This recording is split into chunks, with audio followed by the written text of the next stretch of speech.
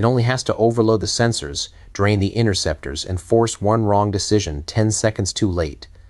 This is the tactical briefing room. Threat board. The old picture of naval combat was simple enough for a poster. One ship, one missile, one clean duel. The new picture is messier. Small unmanned craft can move ahead of the fleet. Cheat flying sensors can appear from several directions. Surface drones can look like decoys until one of them is not. The problem is not just the weapon. The problem is the number of signals arriving at once. The first hook is this. A commander may see the threat before he understands it. That sounds like a small difference. In combat, it is everything. System check. A modern warship is built around a sensor grid. Radar, electronic support, cameras, airborne early warning, helicopters, other ships, satellites, and command networks all feed the picture. The crew is not staring out at the horizon and guessing. They are building a track file. What is moving, where it is going, how fast it is closing, and whether it deserves a weapon. Now add unmanned systems to that picture. One drone can be watched. 10 drones can be sorted. A larger swarm starts to attack the decision process itself. Which contact is a scout? Which one is carrying a payload? Which one is only there to make the ship reveal its radar, burn time, or waste an interceptor? The swarm turns defense into triage.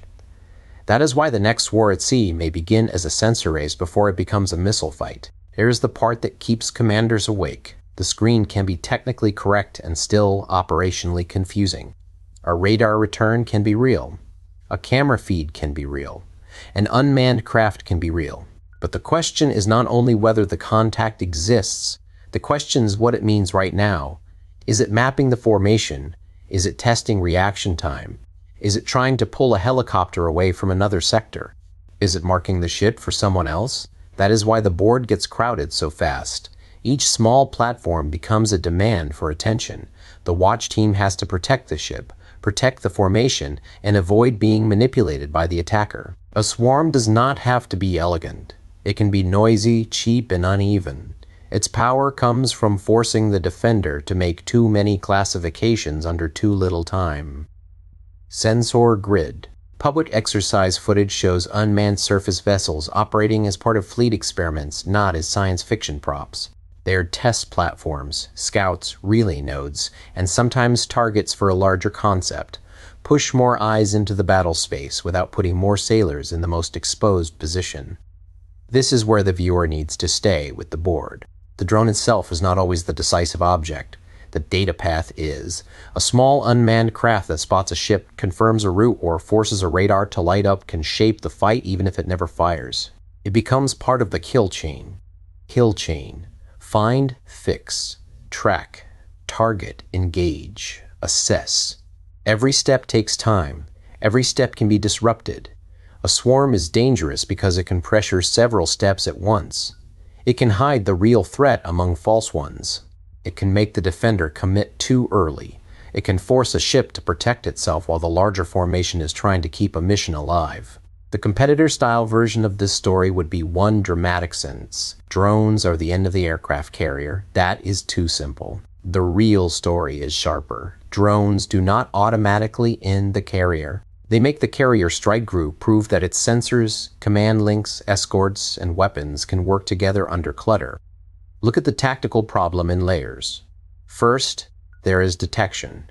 Can the force see the objects early enough? Second, there is classification.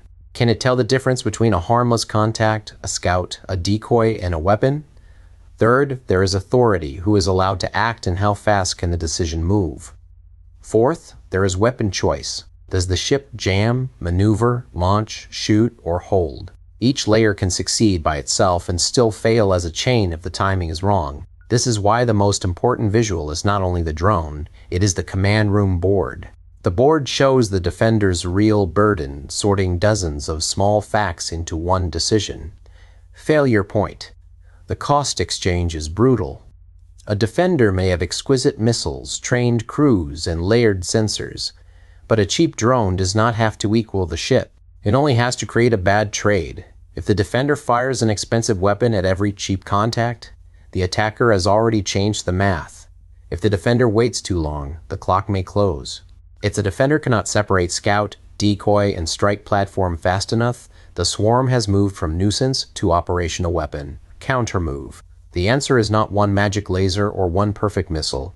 The answer is layers, better classification, electronic warfare, guns, directed energy where practical, hard-kill interceptors where necessary, and doctrine that tells crews when to hold fire and when to break the chain. The force that wins is the one that can sort the picture faster. Watch the visual pattern in official footage. Unmanned craft, control stations, shipboard sensors, and exercise rooms. None of it is random. It points to a future where the first battle may be for information. A vessel that sees first can pass a target. A commander who sorts faster can preserve weapons. A network that stays connected can act before the attacker finishes setting the trap.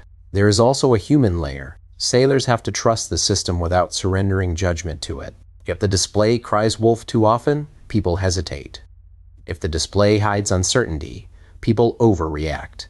Training is the bridge between sensors and command.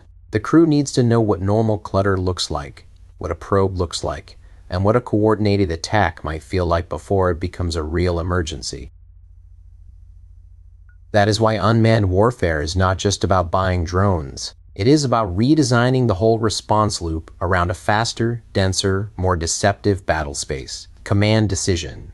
The drone swarm problem is not that every drone is unstoppable.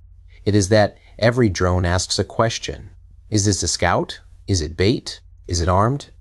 Is it mapping emissions? Is it forcing us to shoot? Is the real missile coming behind it? 10 questions arrive. The clock keeps moving. That is the briefing.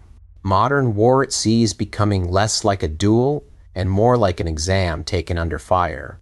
The side with the better sensor grid, better discipline, and faster classification gets to make the next move. The side that guesses starts spending weapons, time, and options.